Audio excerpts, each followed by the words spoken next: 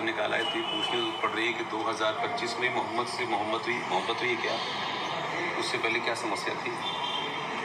इस देश के कानून को, इस देश में मेजॉरिटी के खिलाफ कोई अनर्गल बात करे, उसकी क्या पहचान है, वो किस पंथ का है, किस मज़हब का है, सरकार को सख्ती से निपटना चाहिए। आई लव मोहम्मद के नाम पर अराजकता पैदा करके इस देश के अंदर नेपाल की स्थिति की कोशिश जो लोग कर रहे हैं, उनको सरकार को पूरी सख्ती के साथ निपटना चाहिए। इसमें कोई किसी किस्म का हिंदू, मुसलमान, सिख, ईसाई नहीं होना चाहिए। और इस तरीके की चीज़ें इसलिए हो रही हैं कि भारतीय सनातनी हिंदू समाज अपनी खोई हुई शक्ति की तरफ लौट रहा है। इसलिए दुनिया भी भारत से परेशान है, ट्रम्प भी परेशान है, और वो तमाम सारे लोग जो भारत की असली शक्ति को जानते हैं। इसलिए तमाम ये लोगों को आई लव मोहम्मद याद आ रहे हैं। कुछ दिन बाद हो सकता है आई लव जीसस आ जाए। ये सब चलेंगी दुकानें, लेकिन सनातनी हिंदू को मजबूती से अपने पैरों के नीचे जो ज़मीन है, उसकी जो आस्था है, उसकी जो मान्यता है, उसको ताकत से पकड़े रहे। इतने में ही काम हो जाएगा।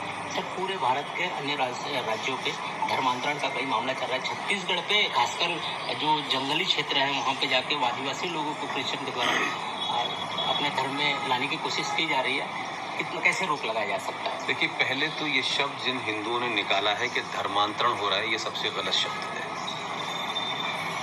धर्म का अर्थ हमारे शास्त्रों में, मान्यताओं में, परंपराओं में कर्तव्य होता है। राजा का क्या धर्म है, माँ का क्या धर्म है, पिता का क्या धर्म है, इसको गलत बोलने से मैसेज गलत जाता है। ये मतांतरण हो रहा है, और मतांतरण के बारे में लॉ बना हुआ है। कुछ लोगों को लगता है कि शायद पूरी दुनिया को वो इस्लामिक शायद इसी तरीके से कर लेंगे, लेकिन अगर हिंदुओं के साथ ये हो रहा है तो हिंदू धर्मावलंबी जितने हैं, हिंदू समाज सेवक जितने हैं, हिंदू समाज का बेटा बेटी किसी के लोभ लालच में अपनी आस्थाओं को बदल रही है, तो ये सवाल सरकारी से ज़्यादा समाज को सोचना चाहिए। क्या कारण है कि एक अच्छे संपन्न संस्कारों के परिवार से बेटी निकल के जाती है या बेटा निकल के जाता है, और पंचर जोड़ने वाले लोग उनको कन्वर्ट कर लेते हैं, तो कुछ तो गड़बड़ है। तो हम दूसरे को दोष दें, सबसे पहले अपनी कमी को देखें कि हमारे यहाँ क्या कारण है कि हमारे यहाँ से बेटियाँ बेटे जो हैं कन्वर्ट हो रहे हैं। सर, आप युवाओं के और विद्यार्थियों के प्रेरणा स्रोत हैं, कैसे उनके दिल में राष्ट्र प्रेम जगाया जा सकता है? देखिए, राष्ट्र प्रेम कोई चीज़ नहीं होती, सबसे बड़ी चीज़ है आप सच बोलें। हमारे यहाँ कोई संस्था ऐसी नहीं है कि जो सच बोल रही है। सबने अपने अपने सच की परिभाषा अपने हिसाब से कर ली है। जैसे मैंने कहा ना, सारे धर्म बराबर हैं, धर्मांतरण, ये सारे शब्द गलत हैं। सारे धर्म बराबर हो ही नहीं सकते। धर्म पूरी दुनिया में एक ही है, जो सनातन है।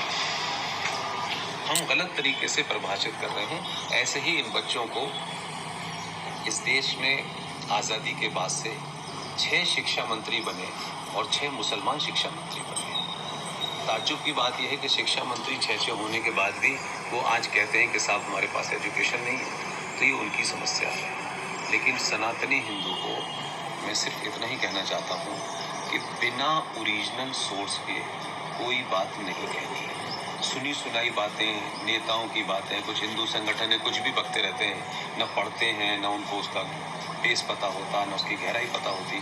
तो इस कारण से हिंदू कंफ्यूज है। युवाओं से मेरी एक ही अपील है, वो कोई भी विषय लें, किसी भी मत को माने, मुझे उसमें कुछ नहीं है, लेकिन वो कोई ऐसा शब्द न बोलें जिसकी उनको परख ही न हो।